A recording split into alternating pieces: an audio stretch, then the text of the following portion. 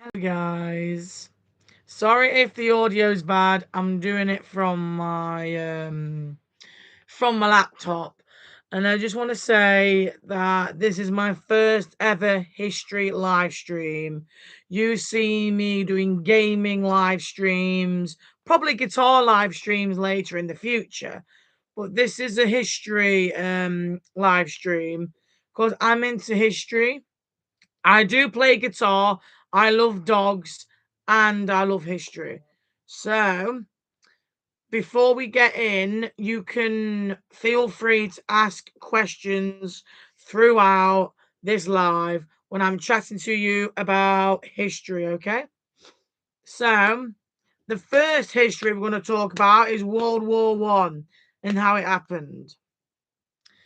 So, World War One, 1914 to 1918 was a devastating global conflict between the Allied powers, mainly France, Great Britain, Russia, Italy, Japan, and the US, and the Central Powers Germany, Austria Hungary, and the Ottoman Empire.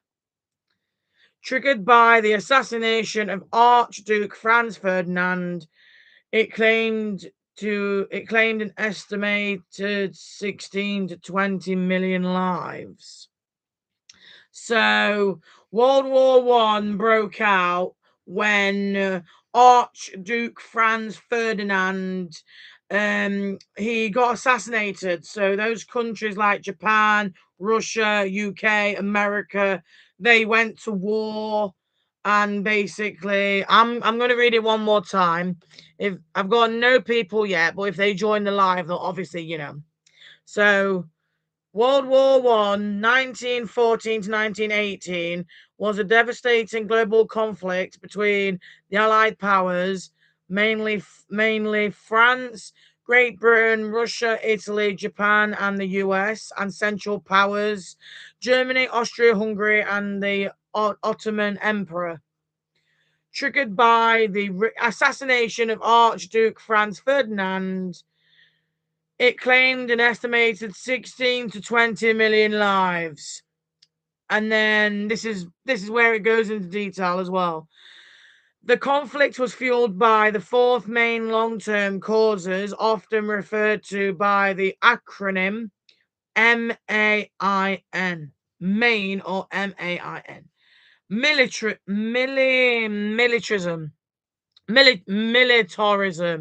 rapid industrialization, and military expansion led to an aggressive arms race. Alice's.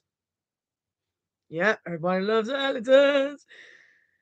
A complex, interconnected web of treaties like the Triple Entite. By the way, guys, I'm using my phone because I can't use my laptop, otherwise I'll come off screen. I'm using my phone. Alice complex, an interconnected web of treaties like the Triple Entity and the Triple Alliance pulled nations into the fight once their partners were threatened. And then we've got key phrases and stuff. Nationalism, deep, uncomposing natural pride cause whispered unrest, especially songs, Slavic groups under the Austro-Hungary Empire. So World War One is obviously based around where Russia, Italy, Japan, US, and Great Britain went to war due to the fact that someone decided to, assassinate Archduke Franz Ferdinand. And then that's when Japan, Italy, Russia, America, Great Britain, Austria Hungary, and France got into the war after doing after someone decided to assassinate Archduke Franz Ferdinand and thought it was a good idea. And this live stream is based around World War One, World War Two, Tudors, and kings and queens, and mostly animals if you're an animal lover. So anyway, by the way, I'm using my phone because I like history. It's just that half the history I can't remember on top of my head, but I'm getting it. So World War II is 1939 to 1945. So there's a year difference. The year difference for World War One started in 1914 to 1918. That is a 4-year difference. Because 1914, right? So World War One started in 1914 to 1918. So 1914, 1915, 16, 17, 18. That's 4 years. 4 years worth of war in World War One. But World War Two is 1939 to 1945. That is a 6-year difference because you've got 39, 40, 41, 42, 43, 44, 45. That is a 6-year difference. So the longest world war has got to be World War Two, but there was other wars like the Berlin War and something else as well. And for some reason, World War One was about Archduke Franz Ferdinand getting assassinated, and then that's when all the countries came in, and so um.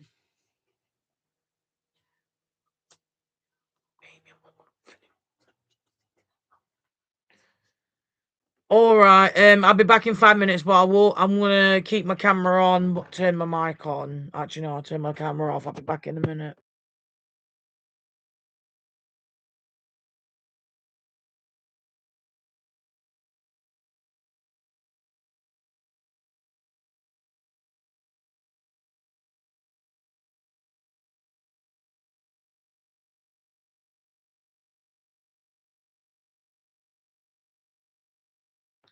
Sorry about that, guys. I'm back. I just had to search up the history and see if I was correct. And yes, sorry if you had to see a blank screen because one of my family members came in and I was searching up history and I had to close my camera and turn off the mic. I'm sorry about that, guys. I'm deeply sorry. Anyway, as I was saying before I got interrupted, so 1914 to 1918 is a 4-year run for the war, and then 1939 to 1945 for World War Two is 6 years. So we've got World War II, 1939 to 1945, was a global conflict that pitted the Axis powers, Germany, Japan, and Italy, against the Allies led by US, UK, Soviet Union, and China. It began with Germany's invasion of Poland and ended following the atomic bombings of Hiroshima and Nagasaki. The deadliest conflict in the history claimed over 70 billion lives, including the victims of the Holocaust. And that will be coming on this live stream just after the Kings and Tudors. September 1st, 1939, Germany's invasion of Poland prompts declares of war from Britain and France. European theatre shifted after the Soviet victory at the Battle of Stalingrad,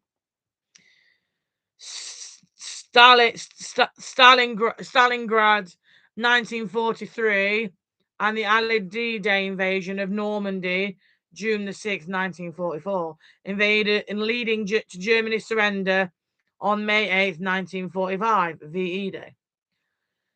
The tide turned with the US naval victory of the Battle of Midway, 1942. The war officially concluded on September 2nd, 1935.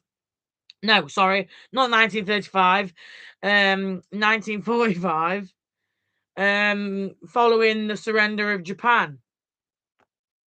Oh, I can zoom it in on my phone. The Holocaust.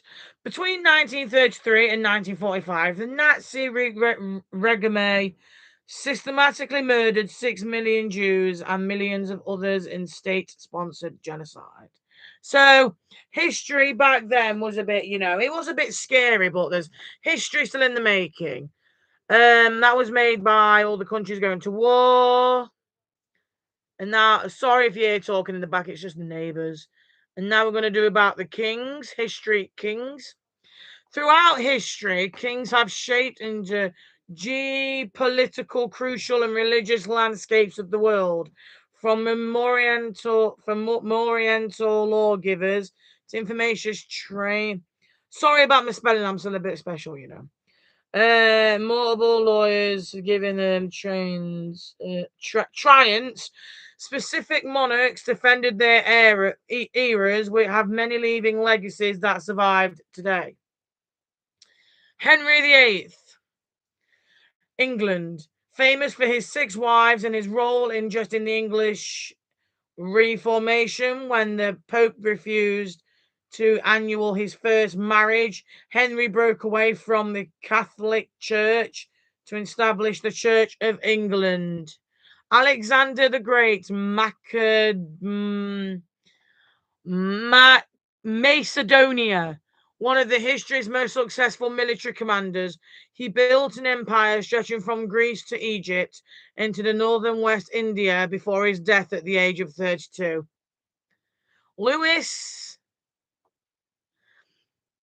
the 16th, Louis XIV, I think that's 16th. Known as the Sun King, he ruled from 1643 to 1715. He centralized power in an absolute monarchy and built his opulent palace of Versailles. William the Conqueror, England. The first Norman king of England, he changed the nation's trajectory after his victory at Battle of Hastings in 1666, including the federal system and commencing on the Doomsday Book. And then this one's really hard to spell. It's Charlemagne, Holy Roman Empire. Crowned in 1800 AD, he united much of Western Europe and sparked of the coalition reassurance at the period of the crucial rival.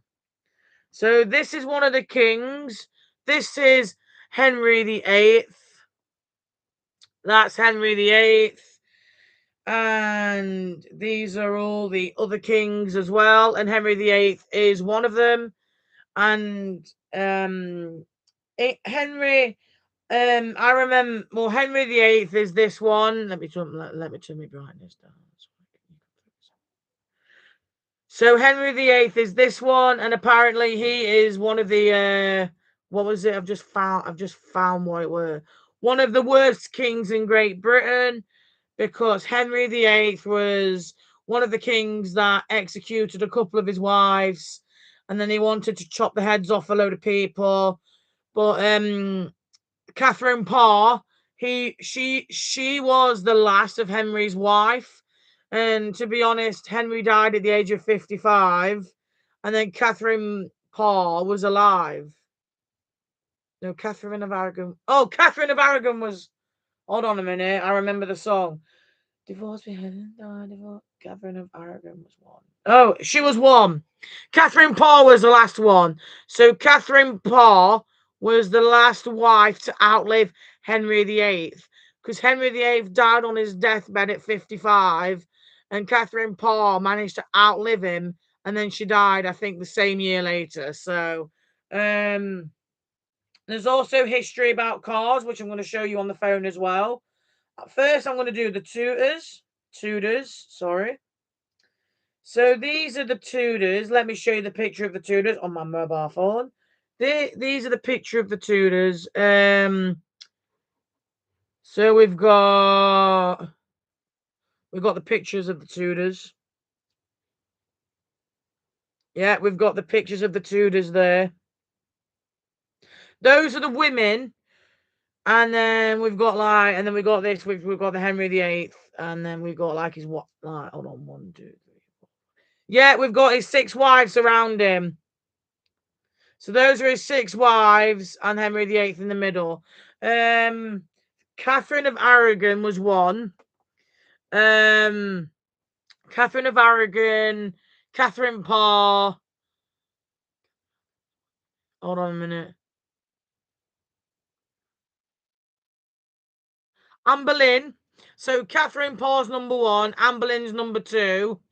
Lovely Jane Seymour was 3. So we've got Catherine of Aragon, We've got Catherine of Aragon was 1. Anne Boleyn was number 2. Jane Seymour was 3.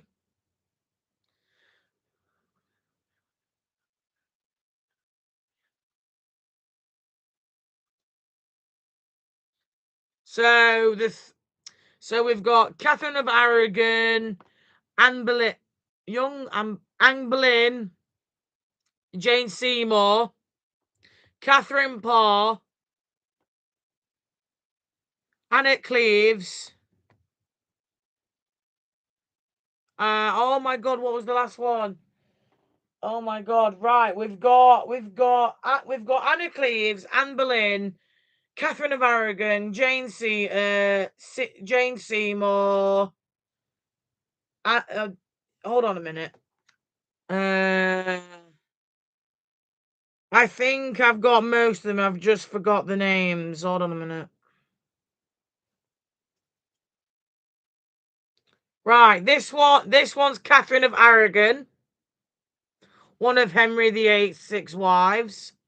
Catherine of Aragon. And then you've got Anne Boleyn. And then we've got Jane Seymour. And then we've got the others, which the names were chopped off. So you've got Jane Seymour, we've got Anne Boleyn and Catherine of Aragon. Henry VIII married 6 wives, and people thought it was 7. And apparently there's Anne Boleyn, Jane Seymour, Catherine of Aragon, and then we've got Anne Boleyn. Yeah, and then we've got the others. So there's his 6 wives. Had to get a better picture.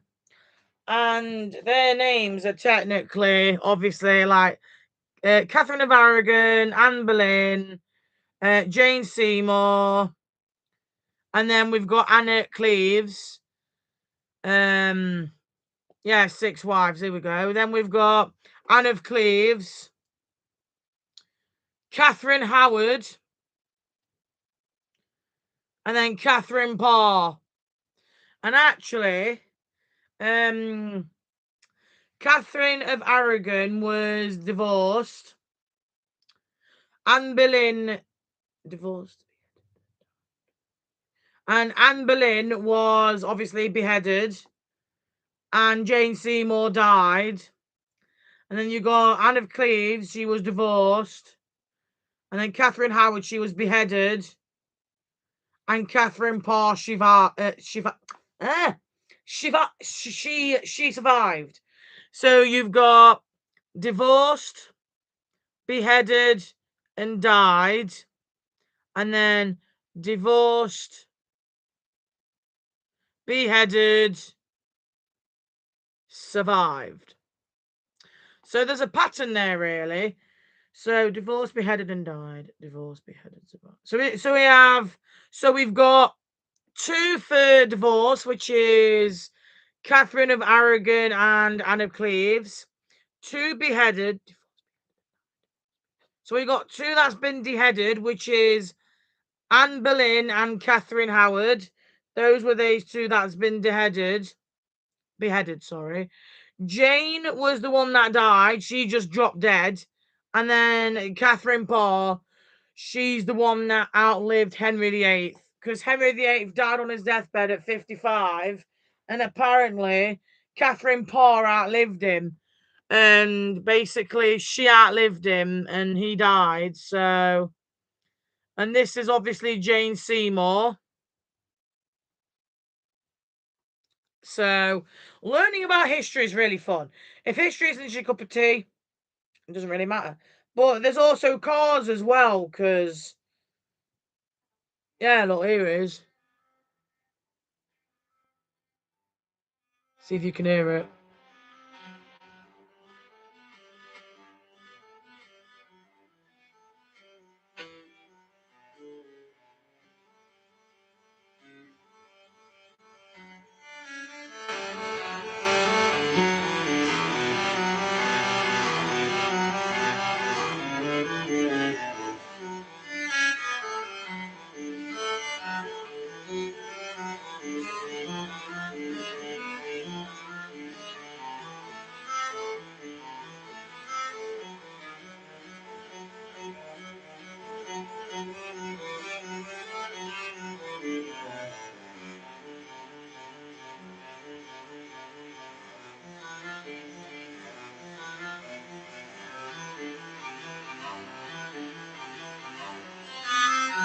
So yeah,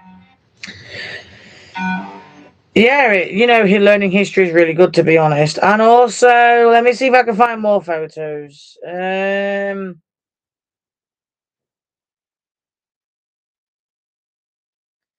Elizabeth the First. I think that's Elizabeth the First, right?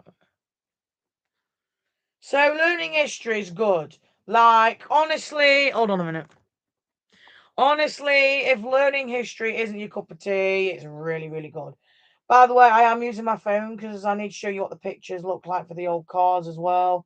Because cars now, right? Cars now look way different. But back then, cars used to be way different. There used to be horse and carts, and now there used to be horseless carts. And now they're just obviously cars that you know, that have that certain history behind them. And apparently, cars used to have like horse and carts, and also they had a horseless cart. Then they had a steam powered cart. See if I can find it. Yeah, look, it's a bit.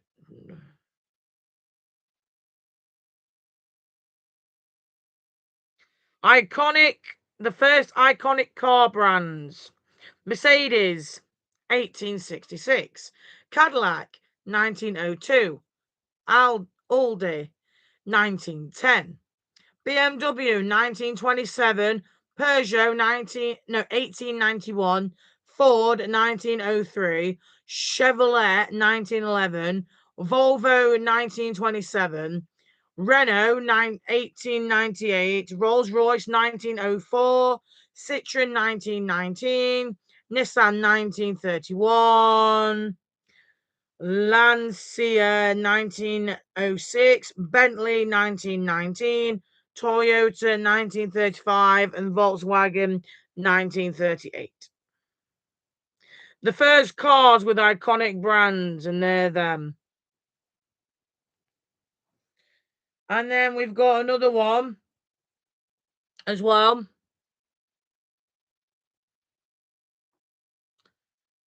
And they have horseless carts. Let's see if I can find them.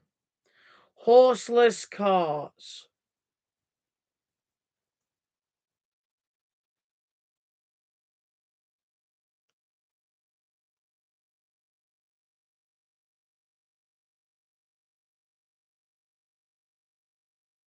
There you go, look.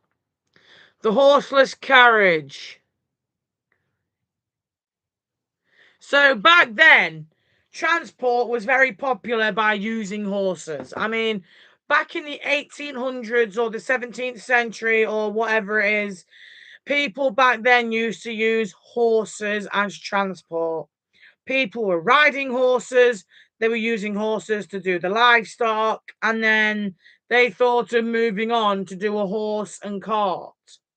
And actually, to be honest, their horse and cart to this very day is still around. I mean, it's very rare you see the vehicle with horse and a cart, but honestly, it's still around. And to be honest with you, to this very day, you've got like vehicles from the 1800s still around today.